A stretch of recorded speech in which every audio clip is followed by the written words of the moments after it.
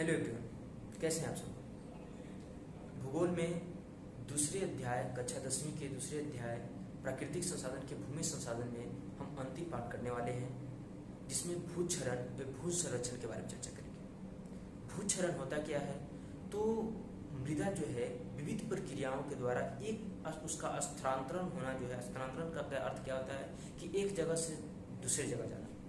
तो विविध प्रक्रियाओं के द्वारा मृदा का स्थानांतरण होना क्या कहलाता है? भूक्षरण कहलाता है। कैसे भूक्षरण हो सकते हैं? तो इसके पीछे प्राकृतिक कुछ कारण है, जैसे गतिशील हवाओं के कारण जो है मृदा का कटाव होता है। उसके साथ साथ जो है गतिशील जल, गतिशील हिमानी या सुनामी, ये सब कारण है, प्राकृतिक कारण, जिसके कारण भूक्षरण देखने को मिलता है।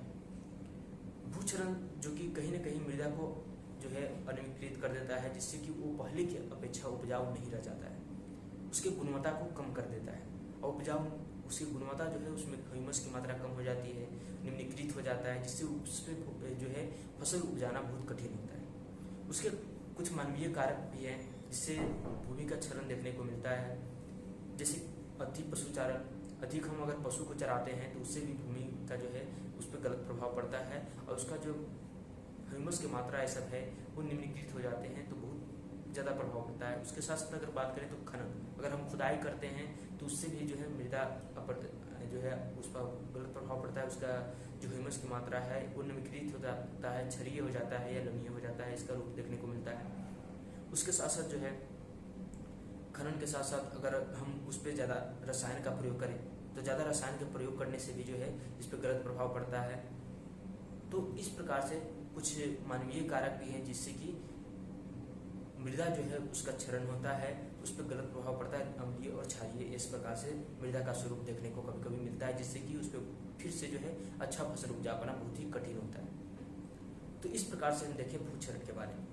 अब आते हैं भू संरक्षण। भू संरक्षण का अर्थ है कि भूमि को संरक्षित करना, ताकि हम उसके जो शक्ति है, मृदा का शक्ति जो है उसको हम बनाए रखें, ताकि उस पर हम अच्छे से फसल उपजाने में सक्षम हो सके, आने वाला समय में भी उसके स्तर को बनाए रख सके। इसके लिए कुछ भूमि संरक्षण कुछ उपाय हैं। क्या क्या उपाय हो सकते हैं? तो सबसे पहले जिस क्षेत्र में ज़्यादा बारिश होती है उस क्षेत्र में हमें कुछ इस प्रकार से व्यवस्थाएं करनी चाहिए जिससे कि मृदा का कटाव कम से कम हो सके। जैसे पेड़ लगा सकते हैं, पेड़ लगाने से क्या होगा, बाढ़ आने वाले क्षेत्र में मृदा का कटाव कम होगा, तो एक उपाय हो सकता है। दूसरा उपाय की अगर हम बात करते हैं तो जिस क्षेत्र में ज़्यादा तेज हवाएं चलती है वहाँ भी पेड़ कहीं ना कहीं जो है सहयोग कर सकता है, और बहुत तरह के कुछ उपाय प्रकृति मानवीय उपाय भी लगा सकते हैं जिससे कि मृदा कटाव कम। सुनामी हो गया या फिर हिमालय क्षेत्र में तो आप नहीं रोक सकते ज़्यादा से ज़्यादा। उसके साथ साथ जो मानवीय कारक हैं जो भूमि को क्षय कर देते हैं उससे हम बचा जा सकते हैं, जैसे कि अति पशुचारण न करें। अति पशुचारण से जो है कहीं ना कहीं क्षारीय होता है और गलत प्रभाव डालता है, तो ये भू संरक्षण का एक उपाय हुआ। उसके साथ साथ अगर बात करते हैं तो हम मृदा का जो खनन करते हैं, जैसे देखते हैं कभी कभी कि एक क्षेत्र से जो है खेतों से मिट्टी काट के जो है वहाँ से दूसरे क्षेत्र में ले जाया जाता है या घर बनाने में उसका जो है भराई करने में उसका उपयोग किया जाता है। लेकिन जिस क्षेत्र से मिट्टी काटा जाता है वहाँ पे पहले के जैसा फसल उपजाना मुश्किल हो जाएगा, क्योंकि उसका जो है गुणवत्ता जो है समाप्त हो चुकी होती है।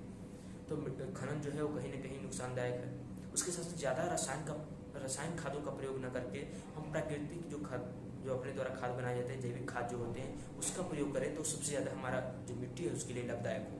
तो इस प्रकार से हम भू संरक्षण कर सकते हैं। या कई बार हम देखते हैं कि किसी क्षेत्र में ज़्यादा जल जमा हो जाने का कारण उससे जो है जल क्रांता उपस्थित हो जाता है। जल क्रांता क्या होता है?